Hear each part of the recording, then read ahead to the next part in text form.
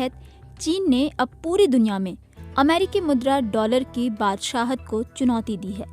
कहा जा रहा है कि अब मल्टीपोलर वर्ल्ड यानी बहुध्रुवीय दुनिया में मल्टीपोलर करेंसी भी होगी, यानी अमेरिका का दबदबा खत्म होगा तो उसकी मुद्रा डॉलर के बदले दुनिया की दूसरी मुद्राएं भी प्रचलन में आएंगी।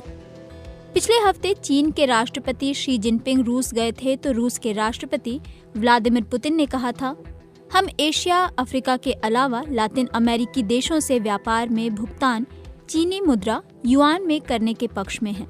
चीन के साथ व्यापार में रूस पहले से ही युआन का इस्तेमाल कर रहा है।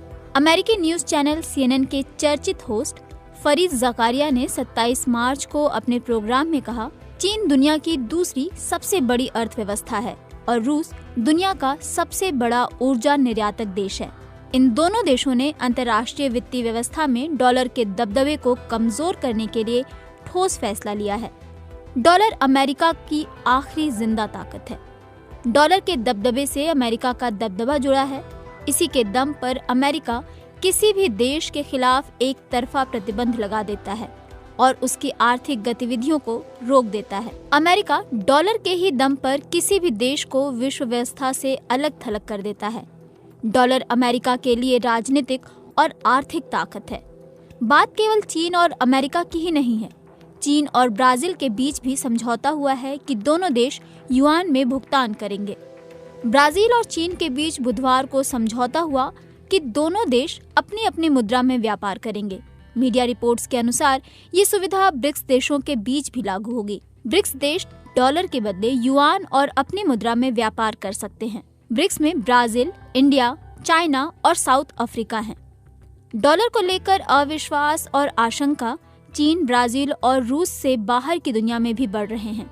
अमेरिका पर लंबे समय से आरोप लगता रहा है कि वो डॉलर को हथियार की तरह इस्तेमाल कर रहा है। क्या दुनिया भर से डॉलर का प्रभुत्व खत्म किया जा सकता है?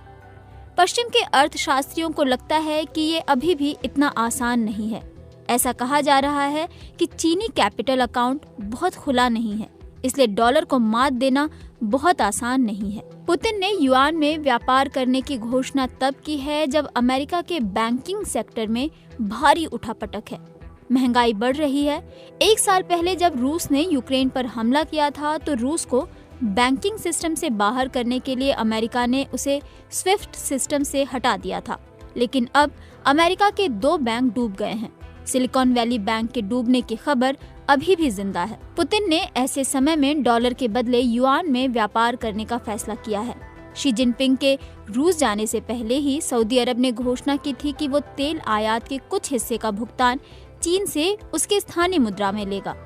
इसके अलावा फ्रांस ने भी पहली बार LNG यानी लिक्विफाइड नेचुरल गैस चीन से युआन लेकर बेचा है।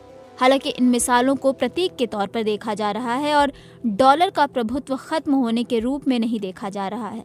लेकिन दुनिया भर के केंद्रीय बैंकों में रिजर्व मुद्रा में डॉलर की हिस्सेदारी कम हुई है।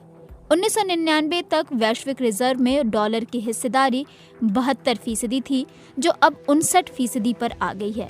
दुनिया भर के केंद्रीय बैंक अपने रिजर्व में डॉलर के प्रभुत्व को कम करने की कोशिश कर रहे हैं। इसके अलावा bank to bank digital currency के जरिए भी लेन देन बढ़ा है। गैर अमेरिकी बैंकों के बीच भी इस तरह का लेन देन